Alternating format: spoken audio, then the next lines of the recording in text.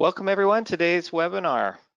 My name is Brian Motch. I'm the CEO of BMC Networks. We're an outsourced IT provider for Canadian law firms. This is part of an ongoing series of webinars I co-host on topics of interest to our law firm clients. And today, I'm very excited to welcome the good people of ActionStep, which is a cloud-based legal practice management app, new to Canada, but very well established in other parts of the world. I will be introducing in a moment Hassan Karmali and Joshua Tanzola, who will be talking on the topic of how adaptable legal software can accelerate law firm success. Over to you. Hey, thank you so much, Brian, and thank you everyone on the line for giving us the opportunity to speak to you today. The very first challenge that we'd like to highlight today is finding time to be a lawyer. 74% of firms say they're spending way too much time, and often they don't know how much time doing administrative tasks, which takes away time from value-added work, whether that's client-facing or personal. And as attorneys scale their practices, assuming they're growing, they're finding that administrative burden is increasing and getting in the way of set growth, productivity, client experience, and general happiness. We've found at ActionStep that our customers on average have 20 to 30% of their time back on their calendar. And so the question that I'd like to pose to the audience today to start off our conversation here is, what would you do with 20 to 30% of your time back? I actually have another question for the audience, Hassan. Sorry to butt in, but we had a couple polls, if you don't mind. I'm just going to put them up on the screen for people to answer. Here's number one. Sounds good. I'll keep going. So particularly for boutique firms, this administrative headache that I'm talking about can be consuming. It takes a lot of energy and lost billable hours. And you know this, and that might be the very reason that you're here with us today. And especially in comparison to your counterparts in larger firms. Larger firms often have deeper benches deeper benches, I should say, that and allied professionals tasked with managing different parts of the business, like IT, marketing, billing, collections, etc. In smaller firms, these tasks fall much more commonly to the partner or you. Now, larger firms arguably have more complex operations due to larger staff and overhead, which increases the amount of time that must be devoted to management. But so what? Small firms aren't any different. They can be just as complex because of that smaller headcount, meaning they can have just as much work to do, but fewer people to delegate that work out to. And additionally, both small firms and large firms said growing new business is their top goal, but both spend more time managing the administrative work and retaining clients versus actually growing their firm and focusing on the client experience. And so, as we all know, time being a fickle commodity, boutique firms should also be focused on new customers, growing their firm, and having technology manage their processes instead of creating more overhead and work for themselves. Hassan, at this point, I'll put the second poll up, which is, what region are you from? Sounds good. Indicate that. Got the responses coming in. Okay. And so we know as an industry that it's time to invest in technology and infrastructure. Our customers demand it, and our competitors are all thinking of this. And not only that, but think of the world we live in today, and particularly the pandemic. Having the right technology and infrastructure in place has given many firms the ability to recover from this disaster and continue their businesses virtually. The challenging part here, and the reason you see increased complexity of technology as a moderate challenge for firms, is picking a software that fits your processes and not vice versa. When firms try to change their processes to fit a technology, that's where things become more complex, because you are now introducing two brand new challenges within your firm, and that's where change management will become a huge burden and adoption of the technology falls. And that's partially why you have a disconnect between firms recognizing that there is a problem and actually implementing a solution to fix that problem. It's because they're not willing to implement a technology that creates a whole new way of doing things, a way of doing things that customers now expect and has become the new competitive advantage. And to touch on this further, despite the acknowledged challenges, only 29% of firms have implemented plans to address client acquisition. And even smaller number, 20%, have implemented plans to reduce their administrative workload. According to research, this relative inaction on the part of many firms in addressing their challenges presents a real opportunity for those firms willing to make the first move to innovate their service delivery models, whether that's optimizing internal efficiencies or adopting technology to streamline their practices. And according to Mark Haddad, who is the general manager of a small law firm business for Thomson Reuters, and I quote, "Small firm lawyers have unique challenges as they are oftentimes not only lawyers, but also small business owners and managers in running their practices. Juggling those roles reduces the amount of time spent practicing law. At the same time, the lack of action by many firms in addressing these challenges means more opportunities for competing firms to gain first mover advantage by streamlining processes and adopting new technologies to improve efficiency."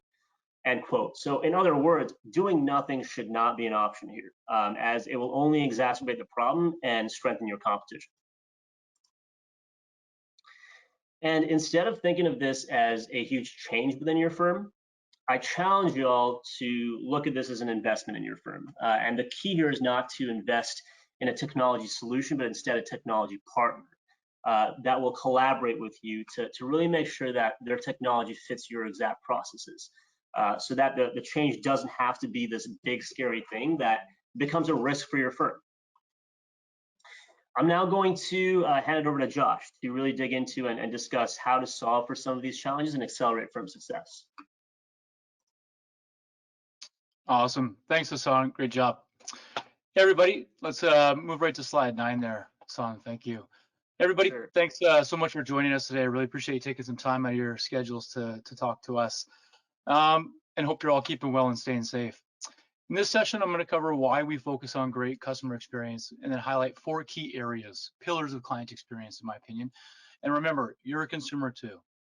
You should be focusing on as you look to improve customer experience in your own firm. These areas are intake, firm differentiation, creating client value and client feedback, and what I call the flywheel effect. So let's start by talking about customer experience. Every day, we all pay for services as consumers ourselves, be it getting a coffee or a monthly subscription to Netflix. And these come with an expectation or a standard of service. What's yours? Apologies. As a lawyer, you're all the same. Clients don't just compare the services they get from you as a lawyer, they compare the services they get from other services as well. They compare the service they get from you to all services they get. If I can get a quote to have my windows fixed online, why can't a lawyer do the same? It's a 21st century expectation, which is only perpetuated with COVID. If I can track my pizza order on my phone, why can't I get an up-to-date quote with my legal advice? Even though we're comparing vastly different services, and no, I'm not trying to suggest being a lawyer is like being a pizza delivery person, it's much worse tips.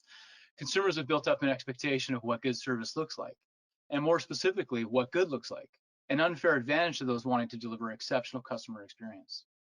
It highlights how firms that are doing well aren't focused on being the best lawyers they can be, but offering the best services they can for their customers. That's why Zappos is number 1. As a lawyer, you control your part of the client relationship, but you by no means control the whole experience, and you do get out what you put in.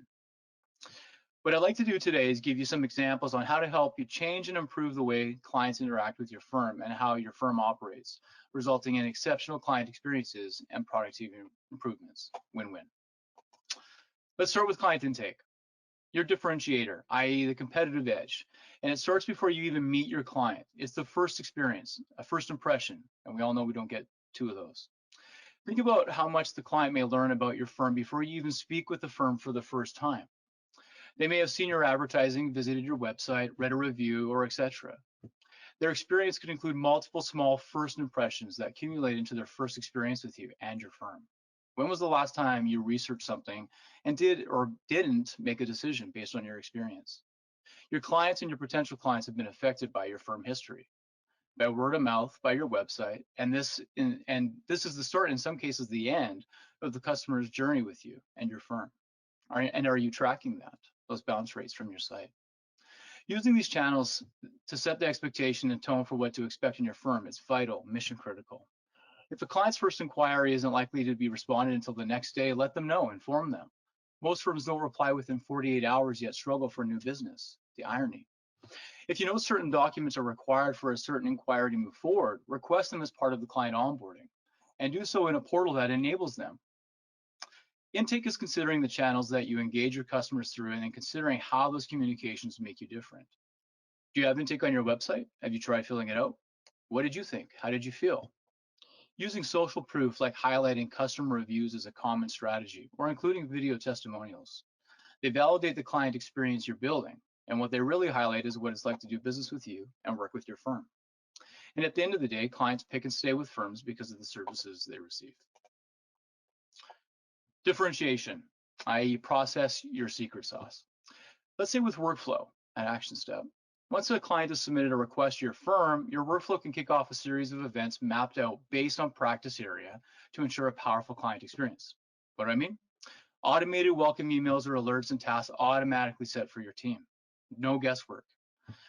And all measurable, no gut decisions. Whatever you need to give your client the best experience to build at real value in those client relationships. And remember, referrals are still the #1 source of new business for firms. Each interaction with a client is a transaction. And like any transaction these days, the customer needs confirmation. They need to feel validated, comfortable, and any questions they may have need to be answered quickly. Or ideally, you've prepared them so they don't even need to ask them. Or perhaps they move on to a competitor. Think about the last time you bought something online or spent too much money. An emotional decision, which is often the state a client is in when they're seeking help. You likely got an email as soon as you bought something or purchased with some confirmation, then a follow-up email with some tracking and likely something to entice you back in. How did you feel? Did you go back in? Did you fill out the survey they sent afterwards? Be honest. What's stopping your firm from operating like this? Nothing. It's important to remember clients aren't just comparing your service to any other law firm. Again, they're comparing your service to any other service they interact with, and they have high expectations. So let's move to client value. As you know, the most valuable thing to you and your clients is time. It's our greatest asset and greatest commodity. If you have time to put your all into a case, you know results will follow. And firms these days are spending far too much time and resource on the administrative aspects of a case, rather than the case itself, as Hassan just walked through. With most staff working from home right now, administrative time spent is increasing, as is angst, stress, and tension. You and your clients deserve better. And all of that is only perpetuated again with the pandemic. So how do you do that? You automate, you measure, you iterate, and you automate some more. Let's take a relatively straightforward matter, case like a real estate. This can stay simple by automating and measuring the process into a set of actions, such as automatically requesting required documents from your clients before they're even required, setting automatic tasks and reminders once documents are submitted, the domino effect. You know what to expect, but your clients may not. Again, lead them through, give them a process and let them ensure they're set up for success, which again is all measurable. The result is through the client journey with your firm. Everything happens as expected. Your firm is always represented in the way you intended, and human error is removed from the process, which equates to better reporting and happier clients. Client feedback. So complaints are different from client feedback. I'm going to say that again. Complaints are different from client feedback. Too many firms think of feedback as a complaint, and that's the wrong way to think about it. It's not about you. Some of it is qualitative and some of it is quantitative. However, complaints typically don't come from doing wrong lawyering, they come from doing service wrong. We all have an experience, we paid for something, but we didn't feel great about it, specifically because of the experience. I know you're probably thinking of one right now. If you look after your clients through the service, you can almost guarantee happiness. And happy clients bring you more clients. Again, the biggest source of firm clientele is from referrals. You can see the flywheel effect here. It's an integral part of running a firm and can be the base for some great innovation. Remind why you got into this whole lawyering thing to begin with. And that's what we have seen our successful customers at Action Step do. It's also great to remember that every time you and your firm utilize a piece of software or technology, like the workflow example, you essentially gain a new employee or at least a new pair of hands. And it becomes an extension of your team. If you saved 5 minutes a day using one workflow, across a year that would change the game alone and would save you over 3 days of work. What would you do with those 3 days? Think about how powerful this can be across your entire firm. And building off this gained efficiency and momentum, it's important to continue to evaluate and reevaluate what your clients need. And listening to them is a great place to start. Do you do surveys, annual surveys? How often? What do you do with that feedback? Is it reactive or proactive? All great things to think about. I hope you've enjoyed the conversation today. I hope it's added value. And again, really appreciate everybody joining us. Brian, I think we can move to some questions and some Q&A here. Absolutely. We've got a few questions here to start with. I'll just say I'm surprised to hear that lawyers don't get tips. I know, right? They should. Maybe if they put a cup out on their desk. Yeah, they absolutely should. I think the referrals are the tips that you were talking about, because that is the primary source of new business for lawyers and other consultants. I'll also comment on Hassan's observation about change and adapting. I am seeing that lawyers are resistant to change because what they've been doing for many decades has been very successful, but there is an opportunity now to adapt, to modernize, to use new technology to be comparable with other types of businesses, not just other law firms, and thus stand out. So, well, and real quick on that too, I think generational gaps as well, we often see by centralizing your data, we see new lawyers often learning from maybe older lawyers and so forth. By having all of that information in one place, it creates a good knowledge transfer as well. So it's, yeah. Absolutely. So I do have a couple questions. Again, I'll mention to everyone in the audience that one, all registrants will receive a link to a recorded version of the webinar. Secondly, if you've got some questions for Hassan and Joshua, please put them out there in the questions window. First question is, how would I get started with Action Step? Great question. Hassan, you want to take that one? Yeah, sales@actionstep.com, and we'll get back to you, and we'll probably set up 15 or 20 minutes to kind of get a better understanding of what you're looking for, your requirements, what your existing processes look like, and from there we'd probably show you a demo and kind of take you through our process and just make sure we're providing you with value every step of the way. Next question has probably from a Canadian. Where do you keep the data? Yeah, great question. So we have many Canadian clients, and we are amidst building our Canadian data residency now. So more to come on that in the future. But we do have many existing clients, and we are in the home stretch of our Canadian data residency. So. Atef asks, what about migration of current data? I'm assuming from an existing practice management system. Yeah, so Action Step's a little bit different in that we specialize in data migrations from existing software. So we have consultants that will support that implementation, that move, as well as services internally. So we have many options to support that transition from those cloud-based or on-premise solutions. Okay. Are workflows customizable? Yes, absolutely. We have standard workflows out of the box that have been customized from other lawyers as well as other partners, consultants with many years in the industry. But you can customize those workflows as well to suit your firm's needs. Absolutely. Follow up from Atef about the migration. Is there a cost for the data migration? Yeah, if it's basic data that we're carrying over, there's no cost. Depends on the complexity of the migration. If there's a lot of data and I call it sort of a messy house, if you will, there are different costs associated depending on the partner that you choose. Basic data is often provided through syncs, which is typically complimentary. So I'd say to reach out to sales@actionstep.com and we could evaluate that data and figure out exactly what that would cost. Okay, next question is a good one, and I'll comment on it too. Modernizing processes can be a huge undertaking. Where do you recommend firms start in reimagining their operations? That's from Matt. I'll talk about from the IT perspective, in that it can be quite daunting when you've got lots of legacy systems that are in many cases decades old. What we recommend is firms list all the different systems that they have, either paper-based or technology-based, and identify the dependencies. One system may require a certain platform and vice versa. It's impossible to change everything at once. If a firm has decided that they want to change their accounting system, that's probably enough to do in 1 quarter. Depending on the size of the firm, maybe enough to do in 1 year. But if you identify the dependencies and the order in which things to happen, you can put together a plan anywhere from 1 year to 5 years, depending on the size of firm and the amount of change you want to drive, and just tackle those things one thing at a time. Can seem daunting, but as they say, what's the best way to eat an elephant? 1 bite at a time. Do you guys want to comment on this from an action step perspective?